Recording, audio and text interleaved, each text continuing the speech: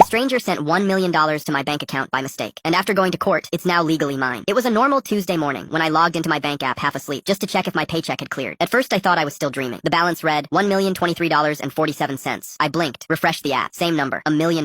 My first instinct was that the bank had made some kind of insane mistake. I'd never even seen that many zeros in my life. I worked a retail job, lived paycheck to paycheck. The idea of having 7 figures in my account felt like a glitch in the matrix. For about 5 minutes, I let myself dream. Pay off my student loans, buy a car that didn't wheeze every time I turned the ignition, maybe even put a down payment on a house. But then reality set in. Money like that doesn't just appear. Someone, somewhere, would notice. I decided I'd go down to the bank after work and explain. Keep it clean, keep it safe. But before I even made it to my shift, there was a knock at my door. A tall man in a dark suit stood there. Not a banker. He looked more like the kind of guy who escorts mob bosses into court. Slicked back hair, expensive shoes, and a stare that made my stomach twist. You received something that doesn't belong to you, he said without introducing himself. We'd like it back. My throat went dry. Look, I was just about to... He cut me off. Don't play dumb. A transfer was made. Wrong account. That money isn't yours. You're going to send it back today. I didn't ask how he knew my address. I didn't ask who he worked for. I just nodded. He slipped me a card with a phone number on it and walked away like nothing had happened. That night, I barely slept. Everything in me screamed to call the cops. But something about the man's tone made me think that wouldn't end well. So instead, I did the one thing I could think of. I called my dad. Now, my dad isn't just some average guy. He's an accountant who spent 30 years untangling financial fraud. When I told him what happened, he didn't even sound surprised. Don't touch the money, he said firmly. And don't call that number. If they transferred it by mistake, it's traceable. The bank has to handle it. If they bypass the bank to come straight to you, that means the money isn't just a mistake, it's dirty. Dirty, as in illegal. 2 days later, I went into the bank to explain. The manager pulled up my account, frowned, and said, "That's odd." Then she excused herself, made a phone call, and came back looking nervous. "Legally," she said, "we can't reverse the transaction without a court order. The deposit wasn't flagged as fraud. Unless you authorize a transfer out, the money stays." I walked out of that bank with my head spinning. $1 million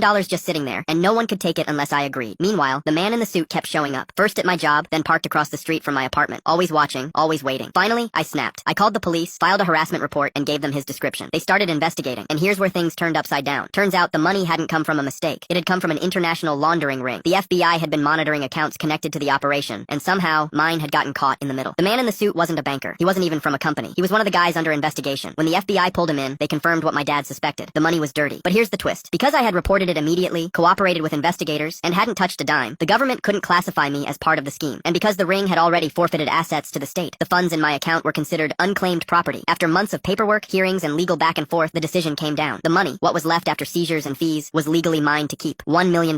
Mine. I'll never forget the look on my dad's face when the letter came through. He just shook his head and said, "Sometimes the system actually works in your favor." As for the man in the suit, last I heard, he was facing federal charges. And me? I paid off every debt I had, moved into a house I never thought I could afford, and bought my mom the car she always wanted. But then, one night, about a week after moving into the new place, there was a knock at my door. Slow, heavy, 3 times. When I opened, a man in the exact same dark suit was standing there, and he was not happy. For a second, I thought it was the original guy somehow out on bail, but it wasn't. This one was bigger, older, with a scar near his eyebrow and the same slicked back hair. He didn't smile. "Mr. Johnson," he said, like he was reading my name off a file. "Yeah," I said, keeping the door half closed. "We need to talk," he said, and put his palm on the door. I stepped back before he pushed. He walked in like he owned the place. No hesitation. He looked around at the furniture, the boxes I still hadn't unpacked, the keys on the counter. "Nice house," he said. "Bought with money that isn't yours." "It's legally mine," I said. "Court decided." He chuckled once. "Courts decide what's convenient. I'm here for what's owed." He pulled a folded paper from his inside pocket and set it on my coffee table. It had a bank name and a long string of numbers on it. "You're going to send every dollar. You've got 48 hours. If you try to be clever, you're going to be very lonely in this big new house." He turned and walked out. No threat louder than his calm voice. No yelling. Just a door closing behind him. I locked the deadbolt, put a chair under the knob, and stood there staring at it like the wood could answer questions. Then I called my dad. He came over 20 minutes later. He listened, hands on his hips, and didn't talk for a while. Finally, he said, "Okay, we're calling the FBI again." Tonight, 2 agents showed up at 11 p.m. The same lead agent from before, Park, and another one I hadn't met, Morales. I slid the paper across the table. Park didn't touch it at first. She took photos, then picked it up with gloves. "This is them," she said. "Same organization." New face Morales asked me to go through every detail I remembered about the man, the car, the time, his voice. I told them everything. When I finished, Park said, "They want you to move it voluntarily, so the trail points to you. We're not going to let that happen." "What if they don't care about the trail?" I asked. "What if they just want the money and want me to be scared?"